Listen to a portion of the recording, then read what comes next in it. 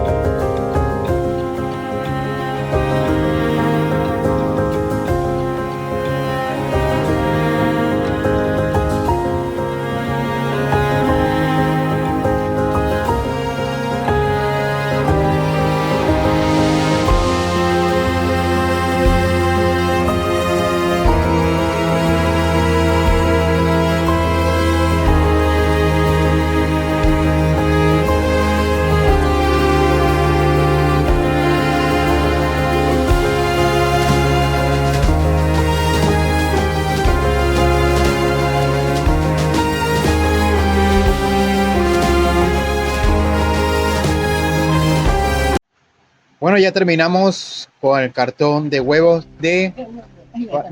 cartón de huevo con muñequita, pero con canastita al centro. Van a verlo aquí de frutas. Mi mamá dice de frutas, canastita de frutas. Mi mamá puede hacer de todo clase de esto,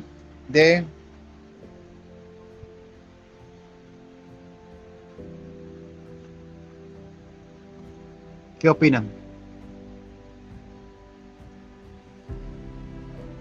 Canastitas de cartón de huevo.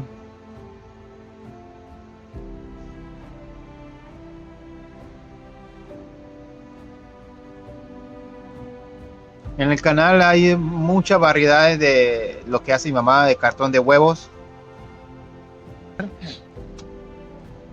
No boten el cartón de huevo porque hay muchas cosas que hacer con ese el cartón de huevo. Mira cómo lo hizo mi mamá. ¿Qué opinan? Qué bien. Bueno, suscríbete al canal de todo lo que hace mi mamá. Rosana Eco Ideas, Rosana Iglesias. Y nos veremos en otro capítulo de Rosana Iglesias. Suscríbanse, dan like, comenten qué les gustaría que le hiciera a mi mamá de cartón de huevo. Saludos y bendiciones. Saluda, mamá. Eso.